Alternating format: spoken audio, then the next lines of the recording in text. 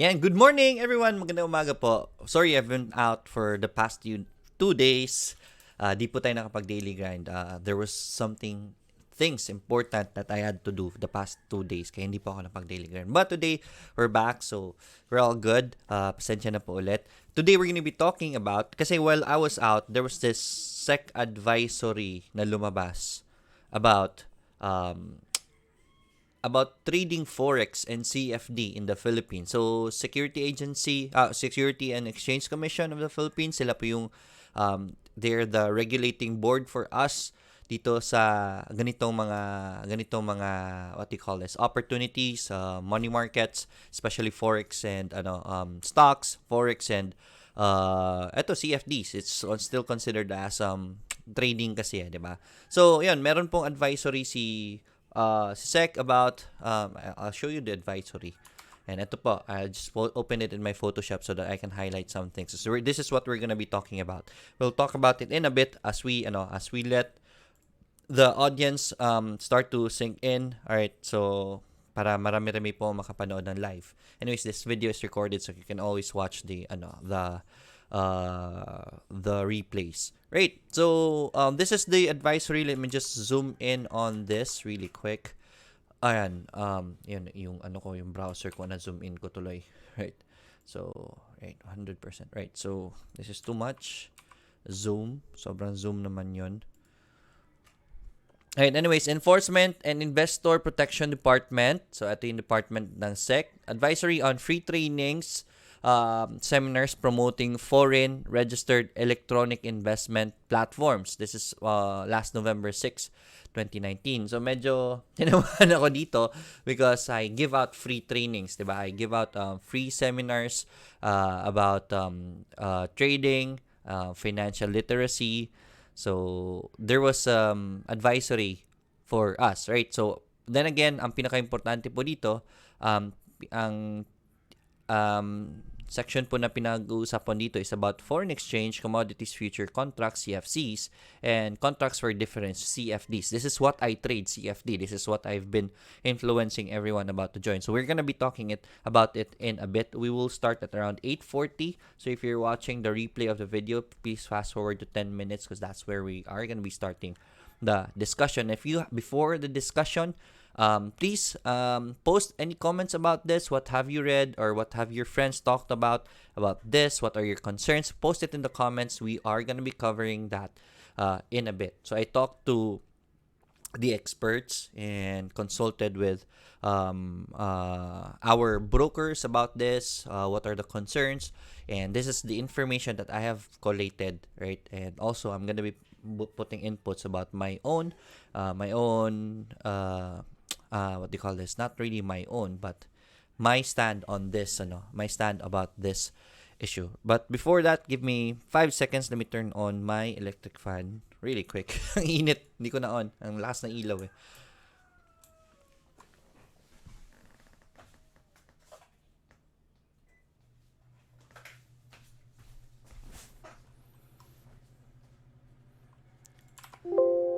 There we go. Hirap ng walang assistant.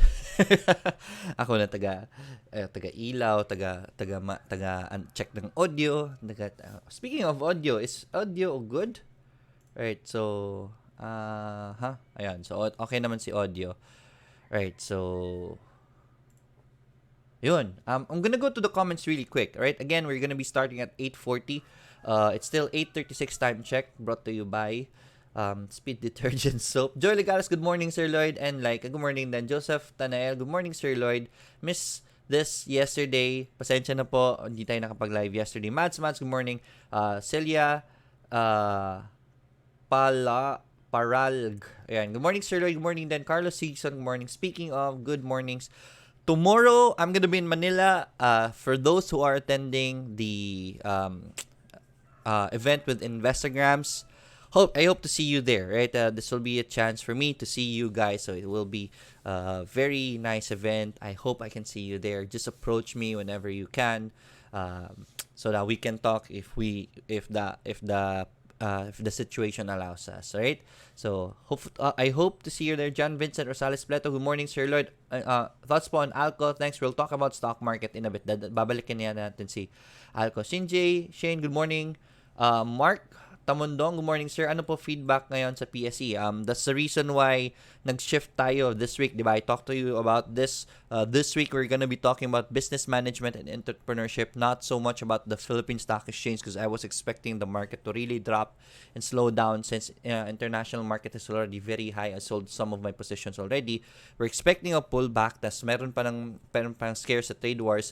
So it's not really making the market any momentum. So, we were expecting a drop in the market, and there it is, bumabagsak si market. That's why, konting ingat lang po sa market. So it's not the time to be aggressive. As much as possible, what you do in the market right now is accumulate lang muna. Accumulate and accumulate. Don't worry about your losses. Okay?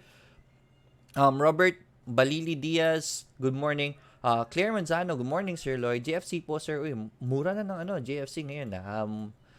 I'm just waiting for JFC to stabilize before I want to recommend you start buying it again. I already bought at the first previous support, then bumagsak, so we're waiting for another level for it to stabilize before I want to say buy it again.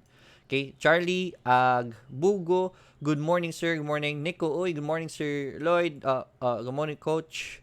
EWPNB LTG, thanks. We'll cover that in a bit after our main topic for today. Maganda din po ba yung Investograms? Investograms is not a broker. If you're asking me if maganda ba si Investograms overall, yes, it's a very big help. It's a free service for us all. Sa mga nasa PSE, diba? But Investograms is incurring expenses to let you chart for free. This is costing Investograms thousands and thousands of pesos. Initially and quarterly, nagbabayad po yan sila sa PSE. To get access for the data so that they can give you the free chart. So that they can continue this since it's this upkeep, it's always negative for them. Meron po silang mga features na binibigay sa inyo, which is hindi naman sa pilitan. So it's up to you if you wanna get it or not, which is, I think the features are very good. If you want to support the platform, then you can. So if you want to ask me if it's good, yes, it's letting us do the charts for free. I'm even using my Investograms for my charting in our daily grind, diba? So yes, overall, it's maganda si Investograms. I'm not sure what you mean on what aspect is it maganda or not, right? So if you can clarify that, please post it in the comments. All right, so it's already 8:40.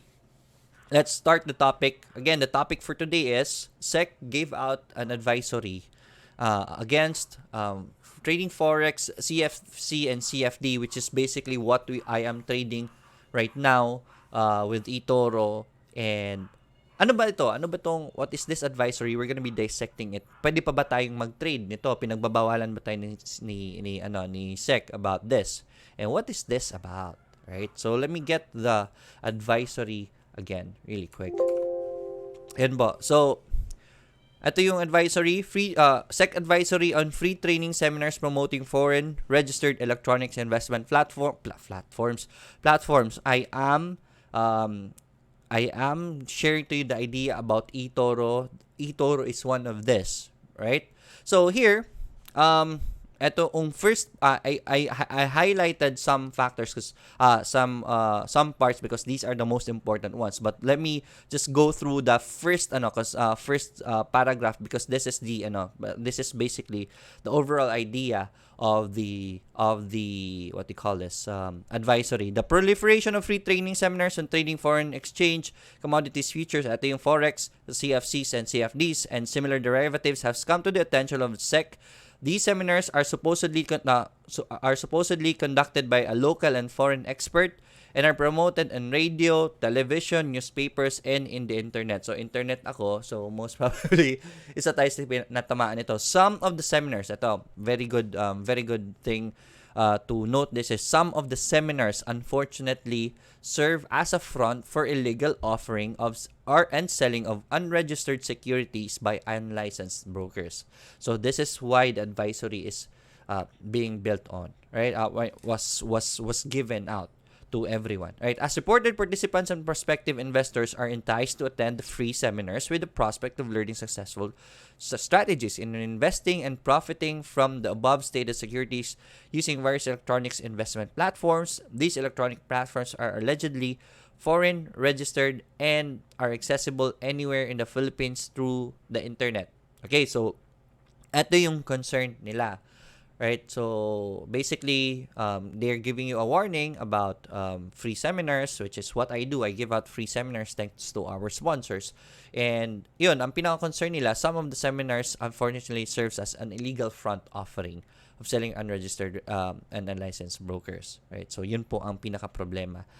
Meron kasi, I will not name other seminars kasi meron dito mga nagtatrain ng mga Forex and they will train you understanding of Forex because I looked at one of these and I talked to one of my friends who joined these. So they will talk about Forex, how to earn the Forex, how this is done, and they'll show you how complicated it is. They'll teach you basics, how to buy, etc. etc.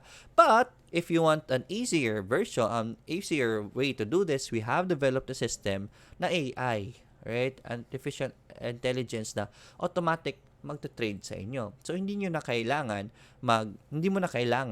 magbantay and trade on your own kasi si AI na po ang magte-trade sa inyo. And ganito lang po ang initial po na investment para maka-avail kayo sa services ng AI namin is ganito ganyan, and then may monthly pa na what they call this na tawag niyan, upkeep or parang rent na bayad ninyo to avail of the services. Now, if ever ayaw nyo magbayad ng monthly, you can invite your friends to join us also. So, naging networking pa para hindi ka na kailangan magbayad ng monthly. Kung may friend ka na pumasok, hindi mo na kailangan magma-monthly.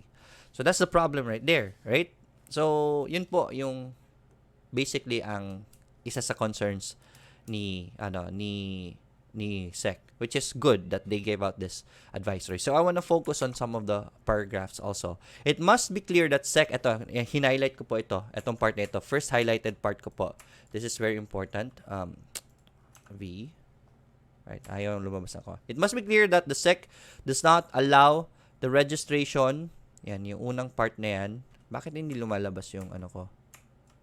Yan, dito. It must be clear that the SEC does not allow the registration of foreign exchange commodity futures, CFDs, and other similar derivatives, nor their brokers, as the pertinent rules governing these securities remain suspended pursuant to Rule 11 of 2015, implementing rules and regulations of the Securities and Regulation Code. This is very important.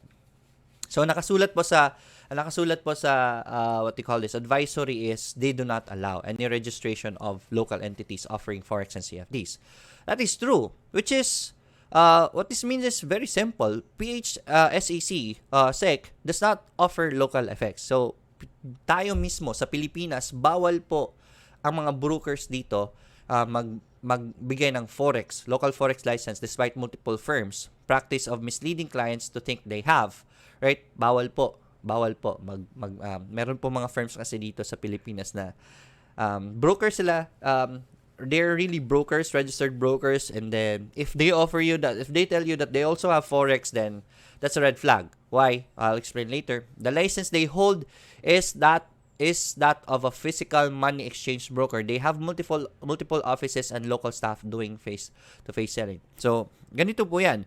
Ang pinagbabawal ni SEC is for a local broker to offer Forex, CFCs, and CFDs. Kaya po wala pong Filipino broker, any registered broker here in the Philippines na makakapag-offer po ng Forex, ng CFCs, and CFDs. Kasi bawal po sa Pilipinas yan. So, tayo, is eToro, because we're trading in eToro. What is eToro stand? Or those who are legitimately, kasi hindi lang naman si eToro na nakapagbigay nito, it's just that eToro is the biggest right now. So, si eToro naman, ang ino-offer niya sa mga Pilipino is access to global markets.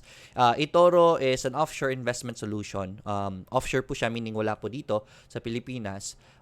Since bawal po na may office dito sa Pilipinas na nag-o-offer nito. Right? So, since bawal po sa Pilipinas, si eToro is yung office na nag-handle sa Filipino clients ngayon is in Hong Kong. So, it's offshore. So, that's okay kasi wala naman siya sa Pilipinas. Kaya po wala po opisina si eToro dito. Fully registered po si eToro and regulated by multiple international bodies which is FCA, SISEC, and ASIC. ASIC po isa sa pinakamalaki. So, that's for Australia. Never did eToro claim that meron silang local office as well as local license. Wala pong license si eToro dito. Right? Hindi po makakuha si eToro ng license dito because it's not allowed. CFDs and CFCs and Forex brokers are not allowed to have a license here in the Philippines. So this is basically what SEC means. So SEC is letting you know that wala pong dapat mag-offer sa inyo na broker dito sa Pilipinas na nakapagbigay nito. If they claim that we are registered in SEC and we can give you Forex, CFC and CFDs, and X po yan. Huwag niyo pong papasukin yan kasi bawal po. Right? If they say SEC has allowed them, wala pong ina-allow si SEC. Okay? But, we are allowed access for these as long as hindi naman sila sa Pilipinas nag-ooperate. So, that is why why we can trade in eToro. Okay? So, that's okay. There are others also out there. I'm just gonna be naming eToro because that is what I've been pushing to you guys. Marami na pong eToro traders dito sa Pilipinas. Every day, there are so many registrations for eToro already. So, at least man lang, makampante kayo because of this. Now, the second warning is, aside from the illegality, on the screen right now, aside from the illegality of the offering and the non-registration of brokers, these Forex commodities contracts, CFDs, and other similar derivatives are highly volatile and high risk. Napaka-high risk po nito, kaya po hindi po ina-allow ito sa Pilipinas. Wala pong license dito. Further, the trades in these securities are mostly leveraged or traded in margins such that the value of the trades could be illusory, deceptive, or bloated. I want to emphasize on this. Here are the actual value invested in the platform is here the actual value invested in the platform is multiplied by predetermined leverages. This is the problem here. Kasi maraming Pilipino na pumapasok dito, hindi pa kilala si leverage, hindi nila alam na yung $100 na linagay nila, naka-predetermined leverage na po yan, which is a very big no-no dapat sa mga Pilipino kasi hindi pa natin alam ang leverage. Right? So, leverage is very high risk. This makes your investments very high risk through a loan granted by brokers. So, those who know what leverage is already, good for you. For instance, an investment in $100 could have a value of $1,000 or $2,000. Naka 15:1 yan.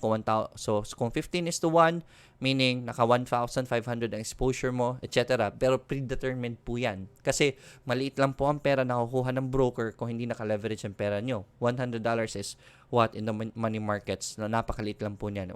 Plus the broker fees, etc. Napakaliit lang po ng 5,000 pesos. Okay, na binibigay ninyo sa kanila. Right. So that's a problem. In the platform, depending leverage agreed upon inversely stated on a margin or a percentage of the value investment is required to be deposited by the investors. So this is what SEC really is concerned about. Kasi ang dami pong faced with highly volatile figures vis-a-vis leverage value, some investors have reportedly incurred reportedly incurred losses that are greater than their initial investments. Ito na ang dami na nagrereklamo kay SEC. Right? Bakit po $100 lang po ang dineposit ko? Liit lang ng percentage ng loss for example sa USD Canada Canada USD ang pairs na forex na tinrade mo, or maybe you trade oil. Sir, Mr. SEC, $100 lang po ang linagay ko. Tapos ang loss bumaba si gold ngayon ng 2% lang. So meaning, yung $100 ko dapat 2% lang binaba, meron pa ako $98 dapat, 'di ba?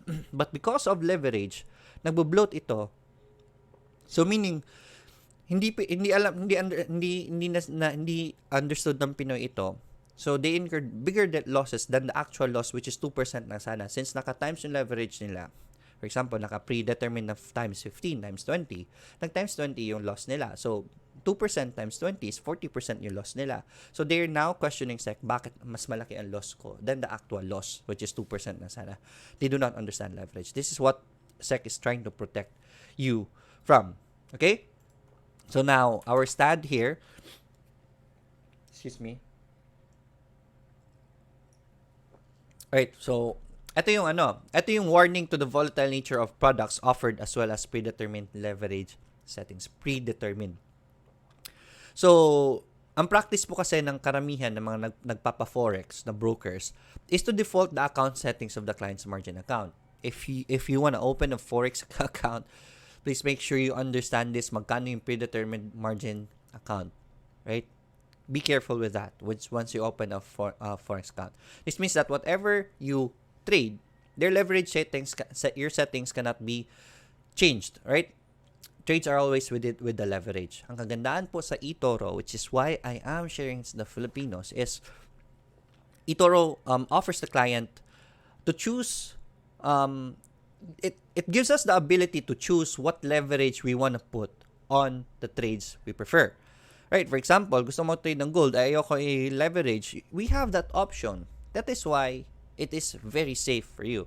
So just make sure you are not leveraging your positions. This is one of the good things about eToro is you have control over your trades, full control over your trades. You want to leverage it or not. If you know how to leverage, then because leverage when used properly can give you so much money.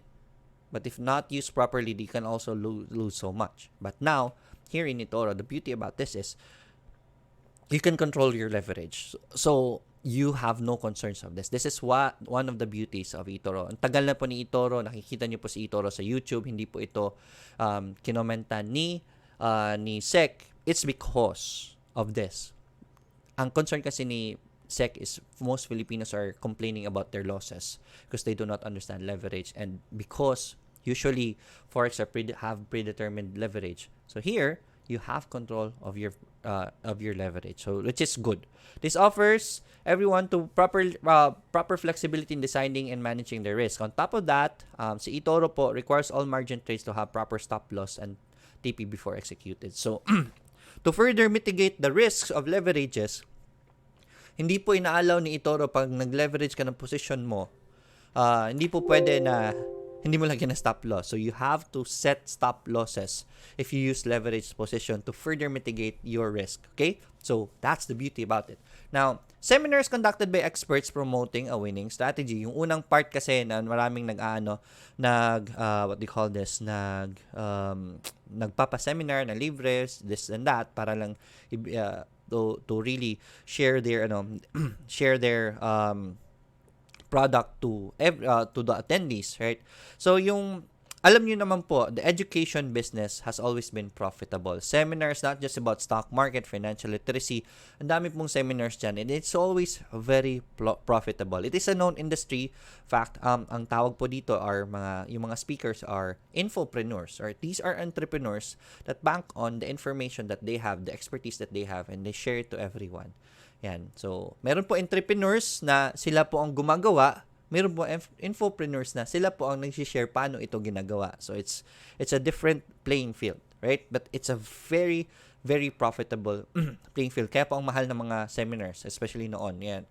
Ngayon lang, since we want to share it for free, that's why we're giving out free seminars, right? Retail clients would pay loads of money only to be disappointed. Yung mga tawag po nito, always been profitable. It is a known fact that in industry that self-proclaimed gurus make money on education than their trading account, right?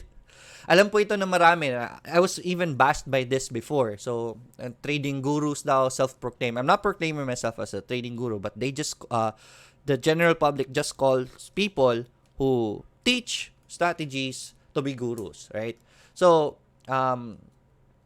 yun po ang ginagawa. So, gurus claim that they're very profitable pero on their trading account. Pero ang problema sa PSE, hindi nyo po makikita ang mga account niyan.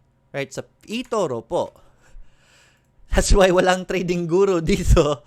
Kasi po, naka-public ang port ninyo, and if you wanna share it to people can see your statistics. So, for now, after sunod-sunod na green, sunod-sunod po ang red ko. Now we're back at the green, and now for this year, we're already up 7.24% on our investment. So, meaning, noong January, kung nag-start kayo sa January, pag kopya sa akin, you would have already been up 7.24%. Right? So, here, hindi po basta-basta makapag-claim ang guru na magaling sila. Kasi here, transparent po ang performance ninyo. Makikita niyo po ako pula. But at least green ako. But here, wala pong gurong fake.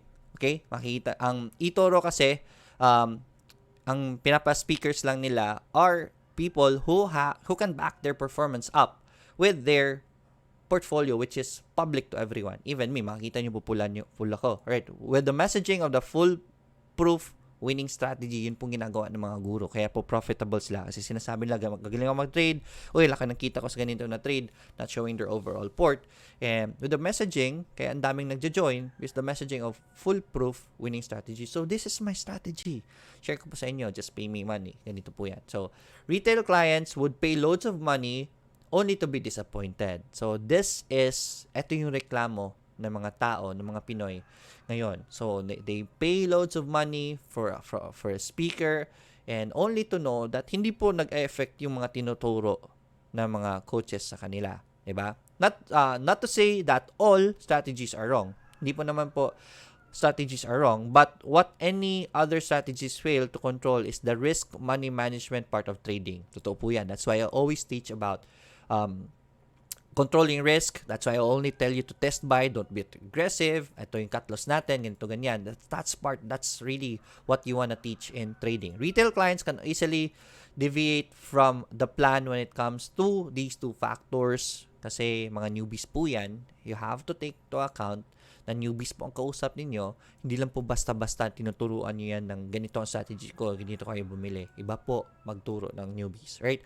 So, ang eToro kasi, ang pinapartner lang nila, right? eToro is giving out free seminars, or they partner up with brokerages or a group like Investagrams. Investagrams is nasa sponsor din ni eToro yan for teaching information for free.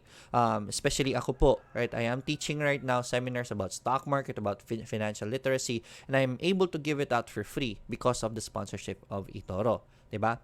eToro only partners with credible personalities when conducting seminars, majority of whom are PIs at eToro. PIs meaning tawag nito, popular investor. So, if you look at your eToro account right now, let me share this to you. Go to the notification. Meron po kayo nakikitang notification dito. Ito, meet an elite popular investor. Nasa upper right po. Meet an elite popular investor. You are invited to an exclusive webinar with Jepper Kirk Bond. Sino ba ito si Jepper Kirk Bond? J-A-P-P-E-R. Jepper Kirk Bondi. Ayan. Ito. Right, so this guy is up 34% for this year. So, eToro po is partnering up with these people. Right? Ito yung mga magaling na traders po ang pinapartner nila to seminar. Hindi lang po basta-basta yung mga taong pinapa-seminar nila. There is transparency with performance. Right? They only partner up with people who are performing well. Majority of of the trades of Jepper Kirk Bond for this year is up 34% already. It's already green. Meron siyang red months. That's okay. That's natural for a trader. Nangyayari po yan. Si eToro likes their partners to be able to walk the talk. Importante po yan. eToro and its team never presents themselves market expert. Hindi po talaga market experts yan. Never itong mga market experts. I am not a market expert. It's just that so to happen that I know the basics of trading and I'm doing it on my portfolio and somehow I am profitable. And these people are profitable. They're not market experts. Wala po itong mga certificate, which is the purpose of copy trading. If gusto mong magpa-kopyas because you have the skills but you don't have the papers, wala kang license and anything, but you have the skills, then you can share it. Pero dapat meron kang statistics para kay partner ni eToro. Right? Backed up by their performance through their winning strategy. Yung winning strategy nito is backed up by performance. That's why eToro allows only these people to do the seminar. Hindi po basta sinasabing na magaling ito, ganito, ganyan. Right? Most importantly, sa copy trading system ni eToro, retail traders are able to replicate the risk money management part of their chosen copy activity. This is what I always teach about risk management, ganito ganyan. This is very hard to teach. Ang hirap po ituro ng risk management. So instead of spending so much hours individually to teach people how to do risk management, if you really cannot do it, let us do the trade for you. Yun po ang sinasabi ni eToro for copy trading. I'll do the trades for you. I'll do the risk management. I'll do the technical analysis. I'll do the analysis, all this analysis, and you just copy me instead. So this way, you do not just replicate the trading strategy, but also the risk management of the trader, which is the most important part of trading. Right? Yun po ang pinaka dapat tinuturo. Since it's really hard to teach that, at least man lang sa copy trading, nakopyan nyo na rin ang risk management ng tao, letting him trade for you. Siya na po bahala mag-manage ng risk. Right? The advisory, lastly, about the topic for today. I'm gonna go to your comments later on. Lastly, sa last part po ng advisory is, in view thereof, the public is hereby advised to be cautious in dealing with the promoters and trainers in these free seminars and stop investing in foreign registered investment electronic platforms offering CFCs, Forex, CFDs, and similar devices. Bawal ba sorry, hindi ko na share the screen. Right, so in view thereof, ito yung binasa ko last. I won't read it again, but you should have seen this post already, right? Kung nakita niyo po ito, just look at the last paragraph. Ito yung sinasabi. So, does this mean eToro is not allowed or these brokers are not allowed? Right, with this statement. Right, ang statement po, I want to read it again and I want to emphasize on this word right here. In view thereof, the public is hereby advised to be cautious in dealing with the promoters and trainers in these free seminars, and to stop, advice lang po nila is be cautious and as much as possible, stop investing if you don't understand it at the very least. Okay? So, you can still do this, but at your own risk. Ang purpose po ni SEC, that's why they gave out this advisory, is as a reminder to be cautious in dealing with high-risk products. CFDs, leverage, Forex is a very high risk, high reward investment platform. So you have to be very cautious in this. Huwag po kayong maiinggit sa mga kinikita ng mga kaibigan ninyo. Basta-basta lang kayo pumasok. Right? So don't do that. But never did it say that engaging in FX, CFD trading was with an offshore counterparty is illegal. So, okay lang po. Right? It's okay to go with eToro or other brokers out there that are giving out these services. It's just that be cautious lang po and make sure you understand what you are investing in. So, stand naman po ni eToro as well as commitment nila sa PH, and I talked to them about this, remains the same. Kaya po na lagi nyo pong nakikita dyan na your capital is always at risk. Sa mga post ko po dyan sa video description, may nakikita po kayo dyan na the content we are discussing is intended for educational purposes, blah, blah, blah, and your capital is always at risk. Stock market, that's why I always teach this to everyone. Ang dami ko even last night, I had a session with friends of mine, and they said, Lloyd, mag-start na ako sa eToro, ganito, ganyan. Magkano pa dapat ang lalagay ko? So, I always ask them, man, what is this money for? Ano pa yung pera to? And I know you just had a daughter and hindi ka pa nakapaghanda sa schools niya. So, most probably, yung pera mong extra ngayon, kasi 13th month pay na, yung pera mong extra ngayon, most probably, you will be needing that in the future. If you need that in the future, let's say for the studies ng anak mo, do not put it in the stock market. So, I even stopped him in putting money in eToro. I told him, put it in first in low-risk investments. This is important money. If ever meron kang extra na okay lang sa'yo mawala, then that's okay to put it in eToro. I even stopped him in opening an eToro account because of that. Because I was concerned kasi kakapanganak niya lang, first birthday lang ng anak niya. Right? So, yes. So, that's the advisory. I hope naintindihan niyo po yung advisory, and I hope this enlightened you guys. I'm gonna go now to the comments. And let's see if meron po tayong, if you have any comments about this, then post in the comments. Let's talk about that.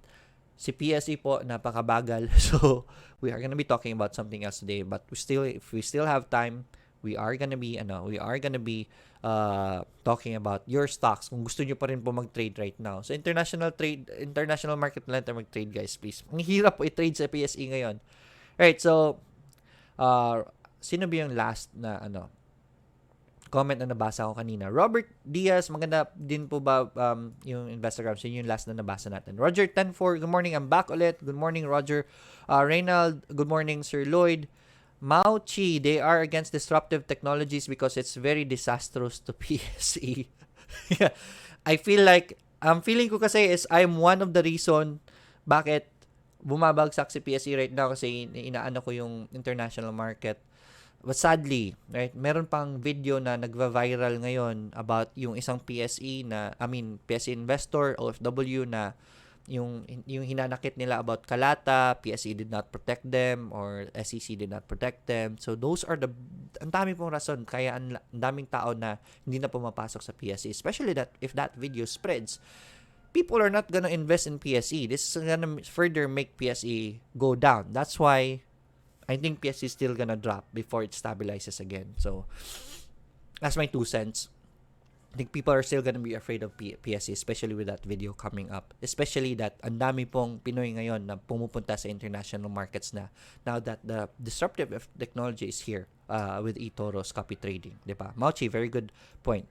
Lea Oclarit, Sir Lloyd, GFC po, sir. I am long-term for GFC. I am just waiting for it to go back down sa pinaka mababa niyang kaya and then I'll buy it again. And so, Joseph Atilio Tanel, wag sana maging strict yan o mapasukan ng corruption, red tape, or politika at ma-block yung website ng eToro. They can do that.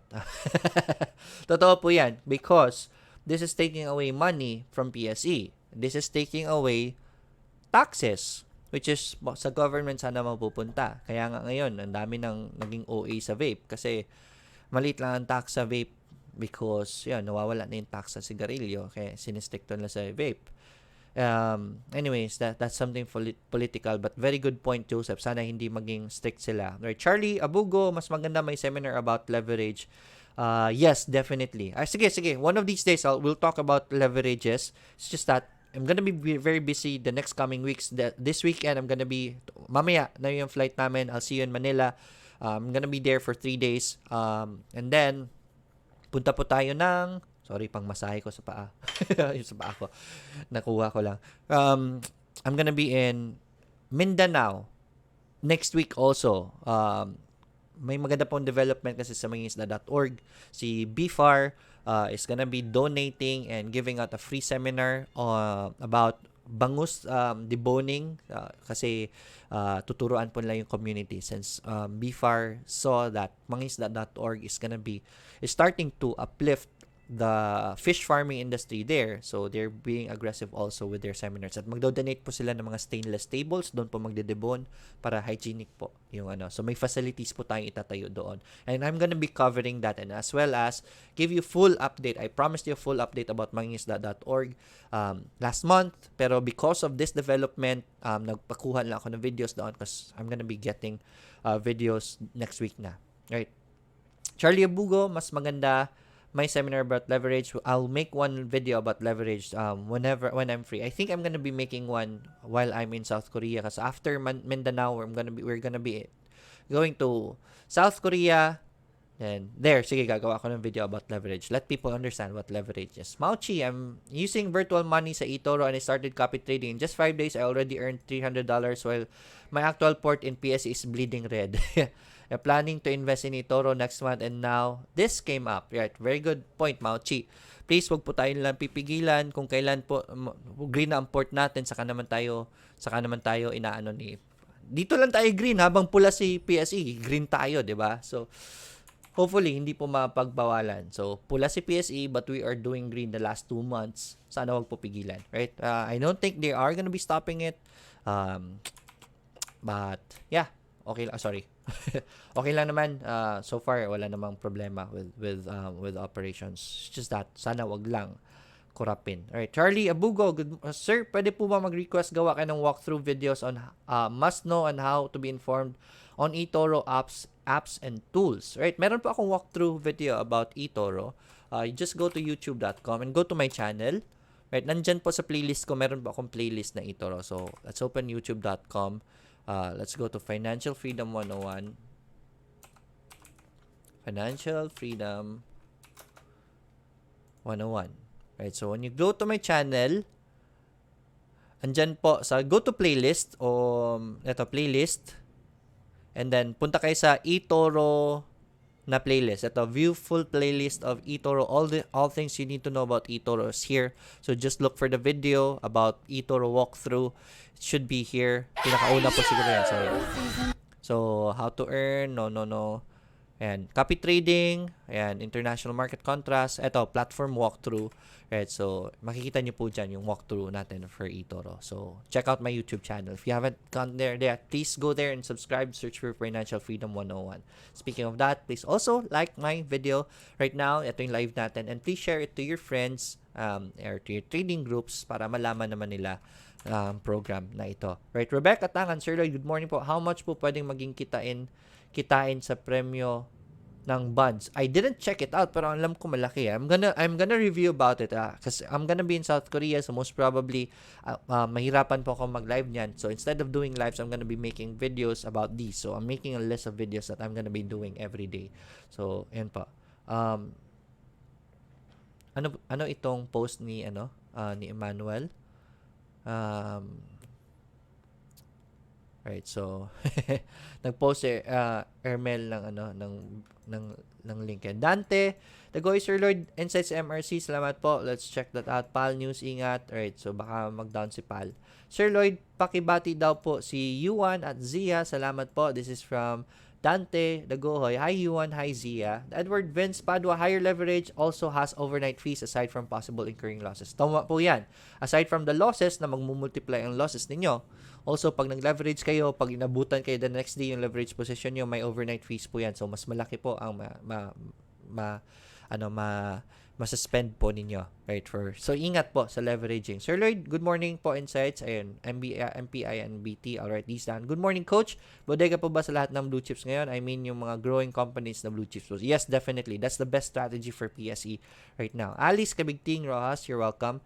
H-Flux, good morning, sir. Down lahat ng port ko. Gap down, IRC Vita. O nga, pula ng market. Grabe. That's why I always tell you, wag po maging aggressive sa market ngayon. If ever, parang na-scam lang.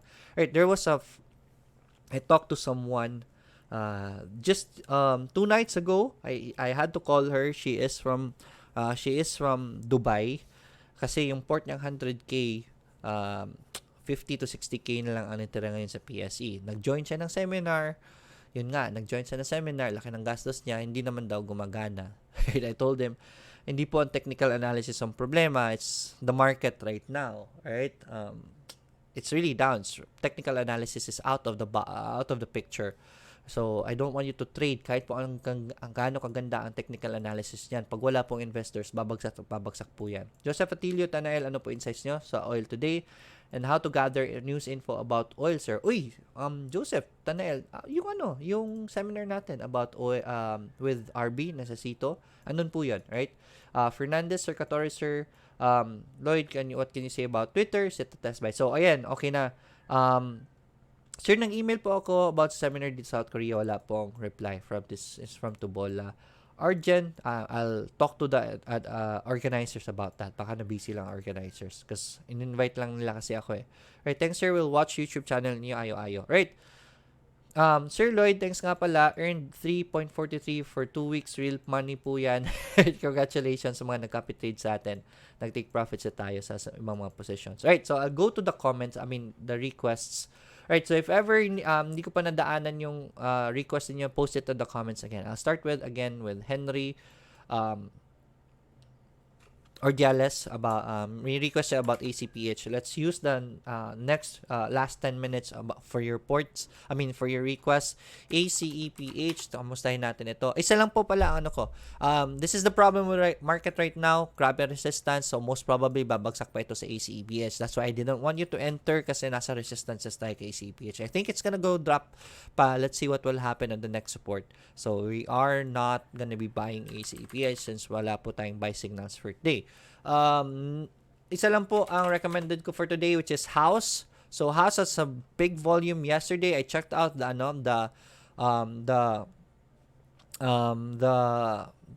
volume of House. Wala naman siyang wala naman siyang cross trade, so meaning organic po yung volume niya. There's a very big volume yesterday, so merong mga nagbobodega first, rest, BPI and call, nagbobodega ng house, and we are on this support right here, so use this support for house. That's my only recommendation for today kasi yan lang po ang mahanap kung magandang position for you. This is backed up by support plus volume and earnings wise. Ang ganda ng earnings ni house, so that should help house go up. If you really want to trade, ito lang po recommended ko for today.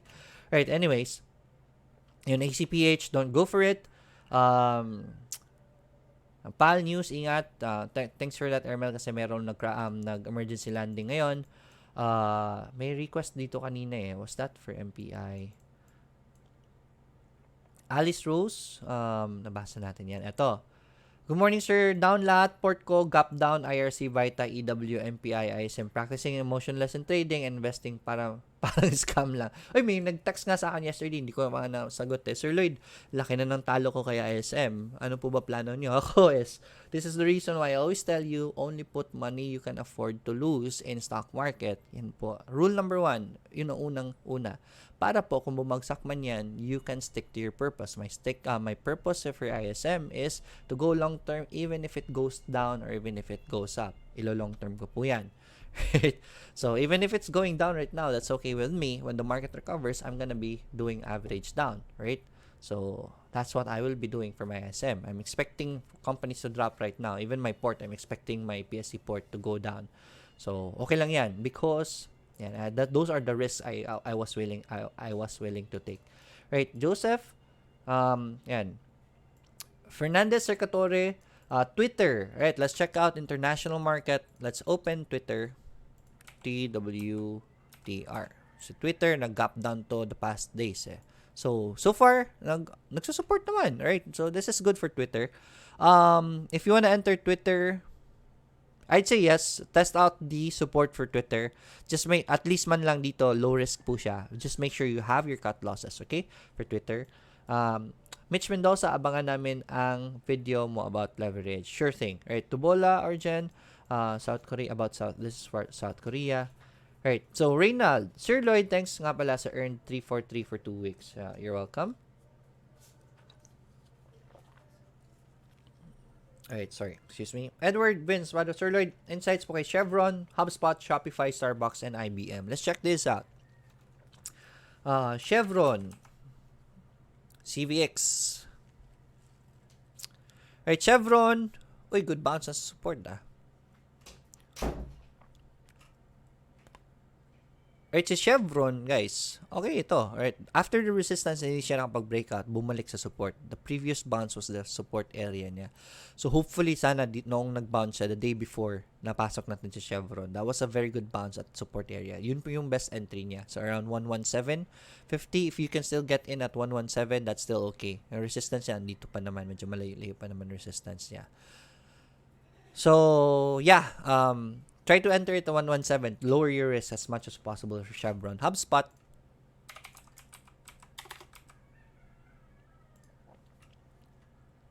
Yan, si HubSpot. Medyo lower highs and lower lows eh. Pa-downtrend pa ito, kaibigan. So, mukhang bababa pa ito. Let's see what will happen in the future. Maybe it will create a support. Pag nag-create po ng support yan, that's gonna be a descending triangle. And then maybe we can enter on the next breakout. Pero ngayon, wag pa. Too aggressive to enter. That's for HubSpot. Shopify. Ito Shopify. Napaka-bullish nito noon eh. After the pullback, Shopify is already starting to stabilize. Let's see. Medyo nagre-resistance siya ngayon. Hopefully, this goes back to support. Pag nag-support po yan si Shopify, that's the best entry natin if ever bumalik si Shopify sa support. It's either that or a breakout will be very good for Shopify. 325 is the biggest resistance right now. Hopefully, pag nag-breakout dyan, that will be a good entry already kung mag-breakout. Starbucks. Si Starbucks ko, negative pa rin. I'm -5 for Starbucks. But we are at support levels for Starbucks. Pag nag-green ito, then you can definitely test it out. Test out the support for Starbucks. And IBM.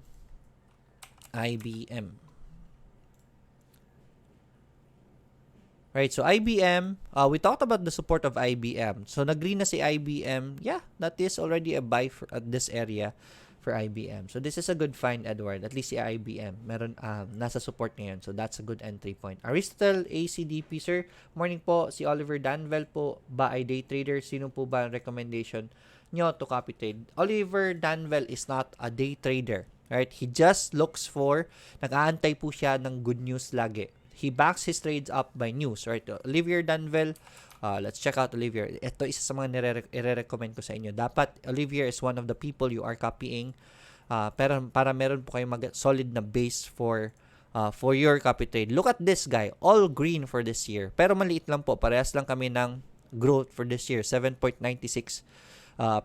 More or less, ganun din ang gains ko. Pero sa kanya, very stable, right? All green kahit maliitan lang, pero all green. And look at the previous years. 2018, all green. 2017, all green. Makita nyo pa dyan yung 2016 niya. All green din yan. So, this guy, you should be copying this guy already. Okay? Slow growth, but very consistent. So, copy this guy. He is not day trading. Ang ginagawa po niya is he always waits for good news. Pag may good news, akala siya pumapasok and konting gains, he already exits. So, mabagal po ang galaw ni Olivier Danvel, but slow but sure moves. Right? So, yeah, you should copy this guy. Also, I want to recommend, if you're looking for people to copy, go to copy people and then go down to lower risk score people and medium risk score people. Wag po yung nasa taas ng mga editor's choice. I want you to copy these guys. As much as possible, yung low risk. Meron po mga low risk players na ang lalaki po ng returns. These guys are very good in trading. So, JK69 is one of the good traders out there I can recommend. He's already up 34.6% for this year. So, I can recommend this guy. Maganda rin itong i-copy. Okay? Sir, in worst case scenario, this is from Rebecca. Is eToro already planning the risk that there is possible of stopping the platform and how we ensure that our investments are safe? I'll talk to eToro about that, but I don't think that's gonna happen because they don't have control over it. What do you call this? The country has no control over it. Yung sila South Korea nga, pwede mag-eToro na sobrang stricto doon. Right? Sila na Malaysia, pwede ang eToro. Even Australia, eToro is allowed as long as they're regulated. Okay naman. Tayo pa, mag-iinerte tayo. Diba? And when it's bringing money to the people, and when people are earning, they're gonna spend it here in the Philippines. So, it's still money to the Philippines in turn. So, I don't think that's gonna happen for eToro. But if it does, I will ask eToro about it. Ano ba ang plano nila? Gilmar, thanks sa info about eToro. Mag-create pa lang ako eToro, pero siguradong link mo gagamitin ko. Thank you so much. By the way, if you wanna create an eToro account, please use my link when you create one. That is gonna be a very big help to the channel. This is the reason why we are able to do this free education almost every day and free seminars for everyone as much as possible. Affordable education for everyone. Right. So, please create an account using my link. Edward Vince de Padua, US markets are getting stronger lalo na pag may progress na sa trade deal. So, mas maraming investors, traders, and lumilipat from our country. So, kung nasaan yung flow of money, sabayan lang talaga.